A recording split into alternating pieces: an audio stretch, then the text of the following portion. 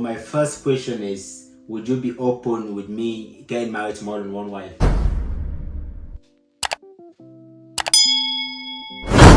So yeah guys, today we're going to talk about this controversial topic of open relationship, or what's the scientific name of it? What do you call it? We're going to be talking about monogamy, polyamory, polygamy, and more. Yeah, one man, two wife, one man, and all the stuff. So yeah, polygamy. Two man, one wife. Two wife, one man. Okay. Yeah. So yeah, I remember the first time that I told Jess that my dad had 4 wives, and she was like, "What the hell? What's wrong with him?" She was just so confused, like she didn't know someone could have more than one wife. But yeah, legally, yeah. But just the different culture, like the cultural differences between African and Europeans, they're kind of different. So in Europe, actually, you can legally get married to more than one wife. Yeah, you can. It's just legally, it's just now. It's just becoming it's only becoming a thing of recent. Okay. You know, yeah. like traditionally, nah, couldn't at all. It was monogamous all the way, but now it's coming to the surface, and things like polyamory and all this kind of thing are coming up now. Do you not have to divorce your first wife before getting married to the second wife, or you can get No. married? Really? No. Well, it depends. If you want to be married to one person, Yeah.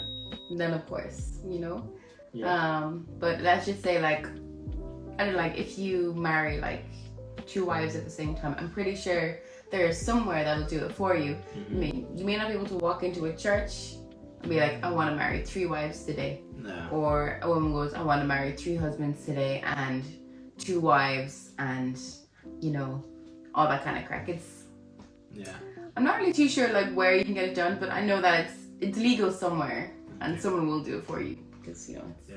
So my first question is, would you be open with me getting married to more than one wife? Let's say being like my dad and having 4 wives instead of getting married just to you. It depends. Okay. So the relationship between your dad's 4 wives, what were they like? To be fair, it wasn't the best relationship ever. So my dad had to split his time between 4 of his wives. So I wouldn't recommend people to like be in this situation, but it's just something that happens. And there are a lot of people in this world that don't even know that stuff like this happens. So that's why we're talking about it in the video, because some people don't even know that this stuff exists. Like they just think you're meant to just be married to one person the rest of your life. But there are some tradition, there are some countries that you can actually get married to more than one. Like from where I'm from Cameroon, there's 2 types of marriages. There's the one you said, the monogamy one and the polygamy one. So you can basically choose which one you're going for.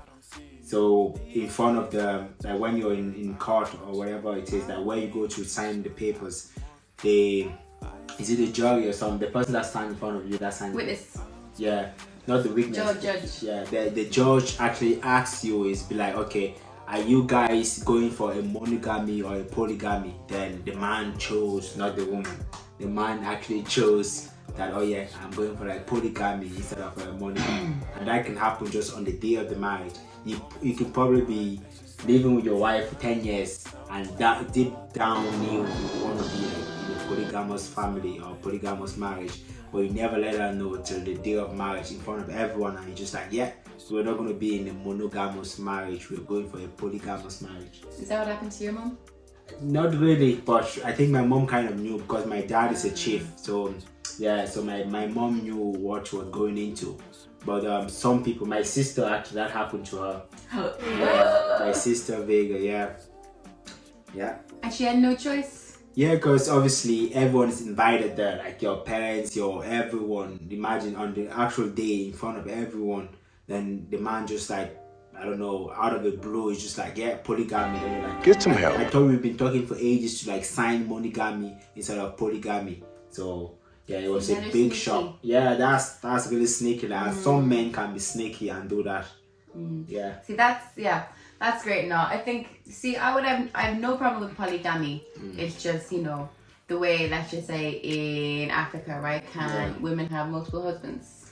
Just some countries in Africa though. I know just a couple of years ago in South Africa, it was it was signed. So they signed a bill to accept women getting married to more than one husband. But before it wasn't.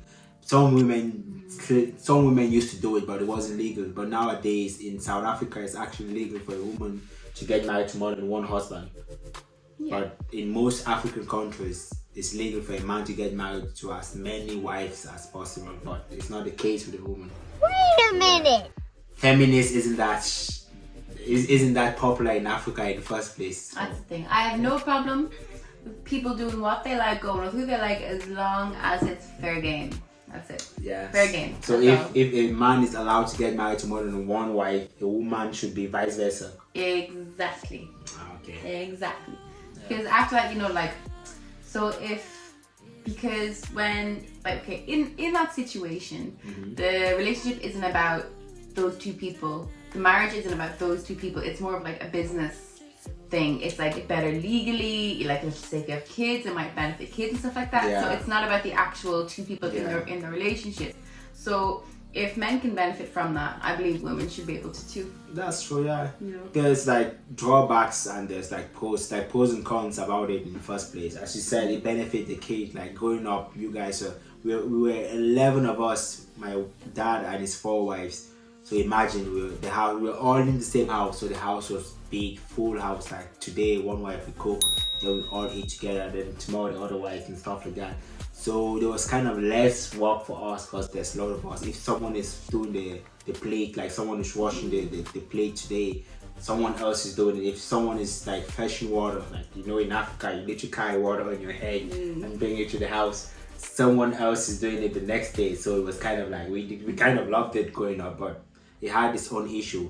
Like I didn't know what my mom and dad went through because we were kids. Like we don't know what is happening in your closed door. So Good parents.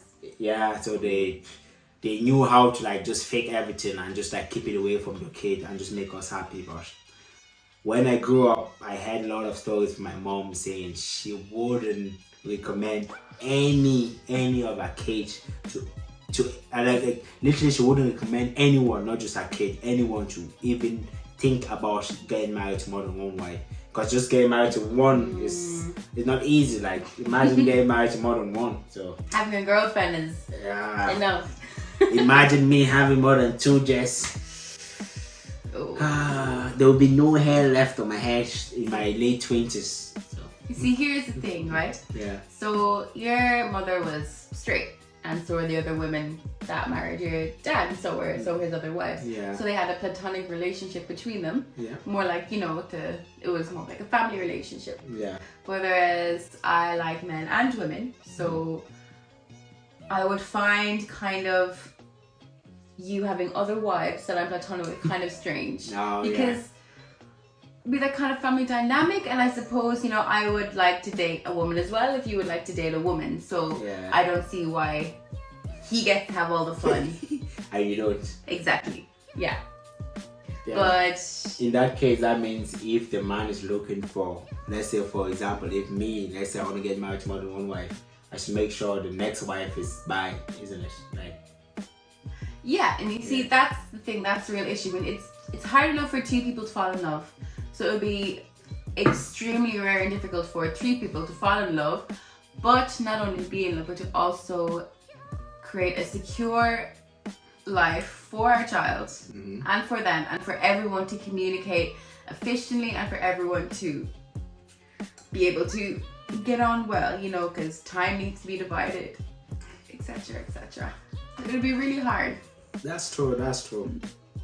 Yeah, and sometimes some people just have the fetish and they want to have even more than one wife. That's something as well. Yeah, no, but they don't think that through. Yeah, sometimes like literally, I don't know, it's when you're in the situation that you kind of wake up, you're like, oh, what did I just put myself through? Because when you're just looking at a woman outside and you're like, oh, she's good looking, she's sexy, she's this and she's that, then once she's indoors with you and the other wife, then there's like a lot of issues and stuff. But yeah, that was one of the questions that someone asked us, if since I'm African and she's European, if in the long run she might even think about like something like that. So that's the point of the video in the first place. So yes, I think the main thing is that I'm not closed off to it whatsoever, but the circumstances are very dependent on the individual that's in question. Yeah. Our relationship, his relationship to her, what she thinks of us, it's all got to do with that. I mean, like, the stars need to be aligned in order for it to be pulled off. Mm-hmm. That's pretty much. But also as well, you know, like, let's just say it's a case where you find a girl where, let's just say, you guys have things in common that we don't have in common, or she can give you things that I can't give you. Like but a black woman. Say like a black woman. She doesn't want to look. She doesn't want to use the word. Nah, that's not it. Okay, like That's a Cameroonian woman. Okay, what if she's another white woman and I end up?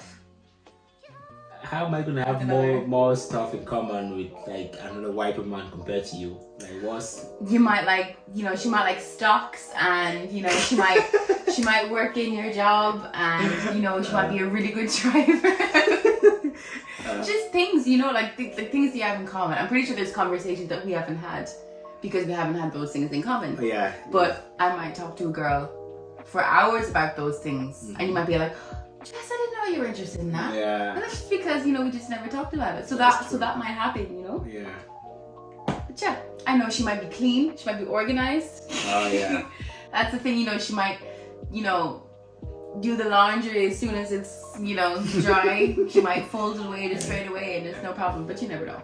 Yeah, that's true. But also the thing as well, of course there is that, not an insecurity, but you know, that thing of like, oh, of course there are some things that I can't give you because I'm not from Cameroon, you know, because someone from your culture will kind of understand like the way you use language, the way you talk, like so much more. I mean, there's definitely a lot of miscommunication between us sometimes. Yeah. You know, like with wording and slang and even with our families. Yeah. So I facial know. expression, body language, and all the stuff. Yeah, there's like a lot of miscommunication when it comes to those stuff, because I probably have like different facial expression that she might, I don't know, interpret differently, and she does has as well that I'm like, you keep saying the same thing every single day and you know I don't like it, so just Exactly. And with a Cameroonian woman that might be just easier, you know. So it's the same as well, you know, like we like with like Irish girls and stuff like that, you know, it just might be simpler, but that's like, those are the differences that I'm talking about. But I don't know, how would you feel, like, let's just say if I found a girl that I had things with, but she didn't like you, she only liked women, how would you feel? So literally what she's trying to say is like, if she's... I'm sweating. Jesus. Sorry mom, sorry dad. Sorry Mike's family. Yeah. So what she's trying to say is like, if she's into another girl, then the girl isn't into me. Like, well, how am I gonna feel? Yeah. Yeah. That's something like I told you since the start of the relationship that I knew that you were bi anyway. So it's not something that's gonna affect me that much. Okay. Yeah. But it's a different one if it's a man. But I keep saying that. Yeah. That's the thing. Yeah. Because that's basically cheating for me.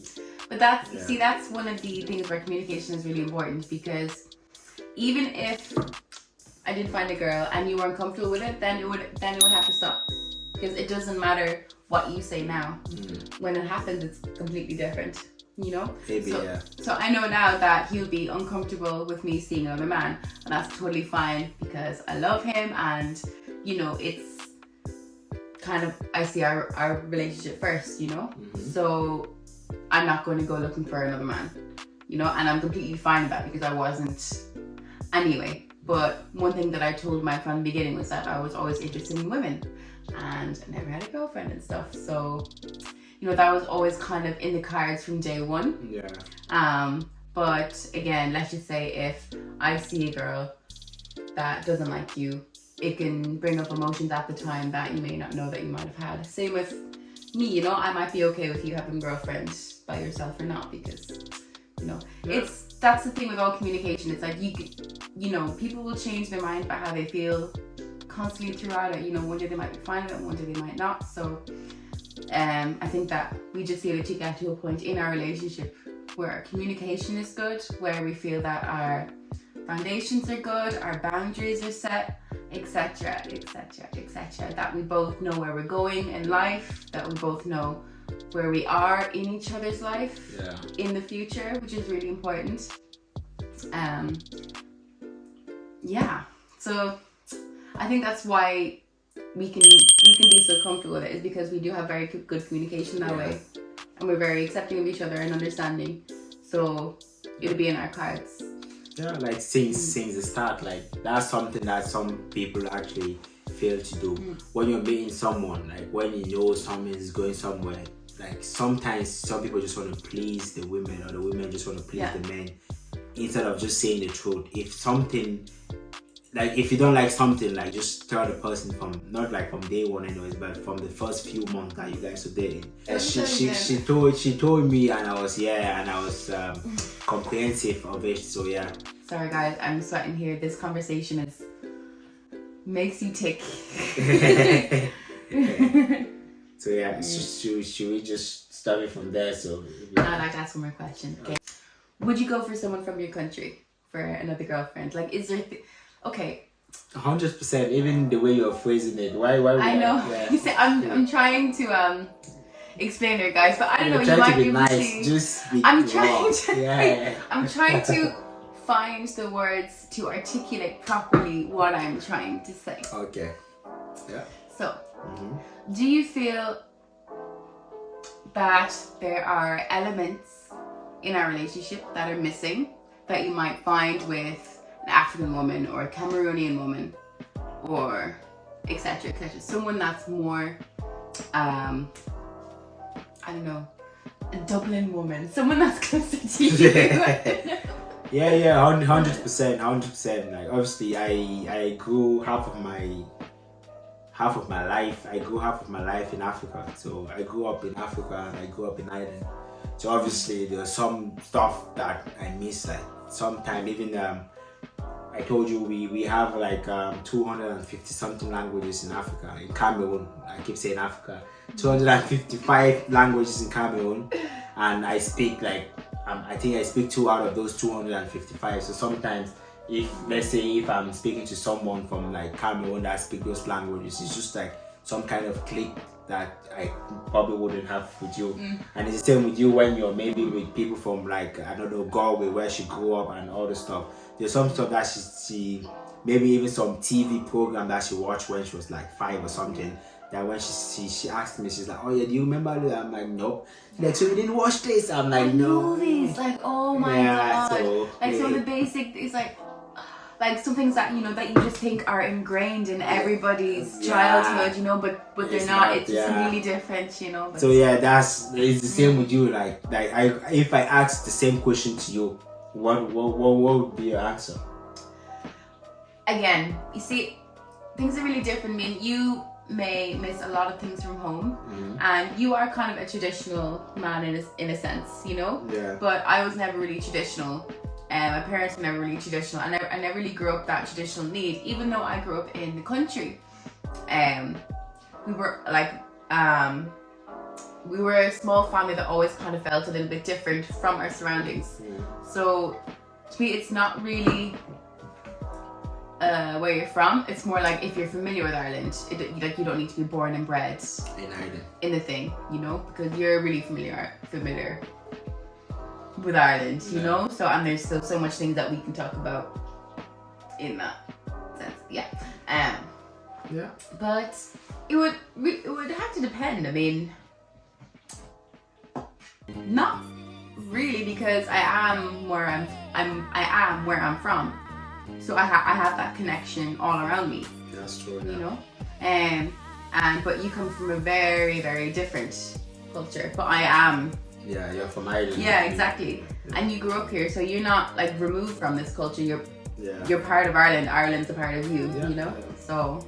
Yeah, I grew half of my life in Ireland anyways. It's not like, hey, I just came to Ireland 5 years ago. No, I've been in Ireland for like more than 10. So the thing is, I think it has to do with if the two people are on the same page. You know, two people can be from opposite sides of the world, but still see each other very clearly. Two people can be neighbours and not understand each other at all. So it really depends on that individual connection. Switch. Fair enough. So yeah, that's it for today, guys. If you have any comment, just like put it in the comment section and we'll get back to you guys. Bye. Have a lovely one.